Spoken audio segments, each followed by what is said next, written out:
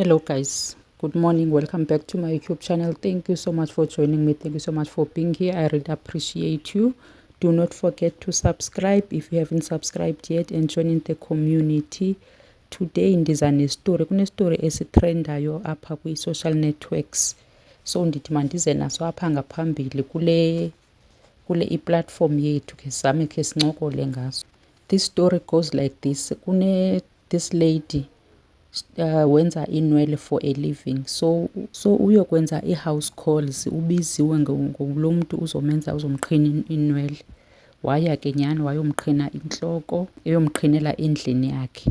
Fine, akwabikho ngxaki. So uthe apha ekuqhineni kwakhe lo mntu amqhinayo wacela i-break, wathi ucela uthatha i-break, and then emveni koba ithatha i-break uthi uye wazenzela isendwitshi, wathatha wenza nejuice, ijuice yakhona ebandayo ene-ice, wahlala phantsi watya, yena wabe ebukele lo sisi uqhinayo. So akhange amofarishe kwanto, athi hayi mithi ndikwenzele or ithi ndikuphe ijuice or whatever. Watya wagqiba ebukele.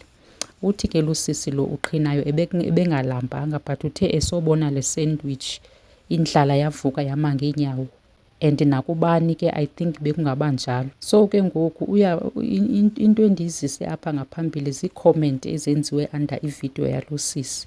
Abantu bathi lo sisi eberongo ngo-expecta uba athi ezokwenza umntu endlini yakhe, ezomenza inwele, a-expect uba makaphiwe something.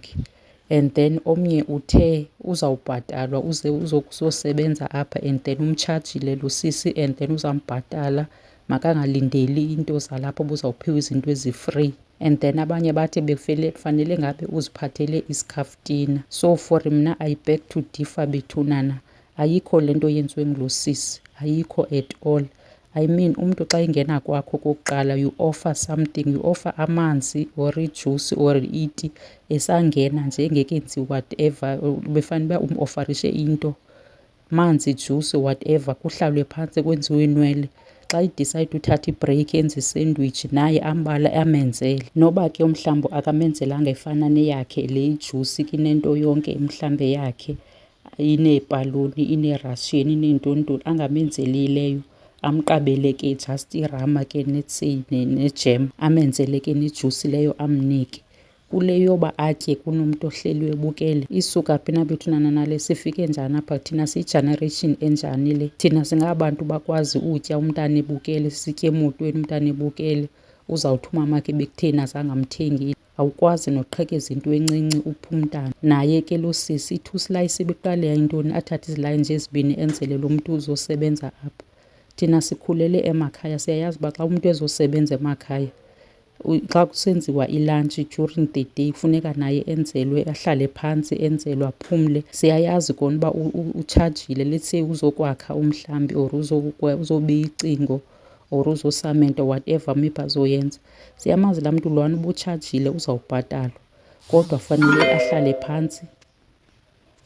Kodwa ke fanele ahlale phantsi enzelwe. Ithi ifemeli nayo xa isitya ilantshi nayo lo mntu ahlale phantsi atye.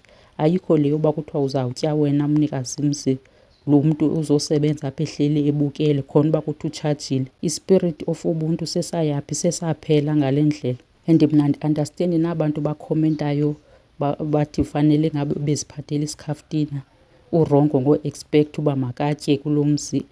Abantu bahlala phi kanti? Zeziphi endaweni ihlala kuzo bethuna ezi zenza izinto ezinje? Hayi, akokuphucuka okasiphucukanga de, imbi le into, imbi. Noko ubunganovimba umntu ukutya kuyafana nje nento ebolileyo. Uzamvumba esosonga within 2 hours or 3 hours xa sijonga isonka simuncu siya-expire, sifuneka usilahlile. Ibiqale intoni ukumenzela? Ahlale phantsi, umenzela ijuice ahlale phantsi asele. And andiandastandi nale nto yokwazi utya kunomntu ohleli apho ekubukele, uthini, kungena njani, utya njani. Lo sisi shem eberongo ngokwenza le nto, noba bamthethelela bathini, because abantu abaninzi bayamthethelela, eberongo nje kakhulu. Maske siyincokoleni le, andiyazi nina nibona njani, makhe sincokoleni kwii-comments nitsho uba niyibona kanjani. Ndike ndiyarhalela ufumana umntu othi hayi mna kwam okanye ekhaya andibapha abantu, andibaniki ngezizathu ezithile nezithile, kwenze uba mhlawumbi ndizo-andastenda. andifuni uba bhaya sibe ngathi ndikwicaleni ngoba kaloku nyhani asifani. Mna ndiqhelile unika xa umntu engena nje ndithume umntana eshophu ayothenga idrinki asele idrinki. Masidibaneni kwii-comments betnana khe sizame ukuwusuka uxalo umba nitsho nina uba niwubona njani. Mandiyikhathe benana ningayenzi bende. Until next time, thank you so much for watching. Bye bye for now.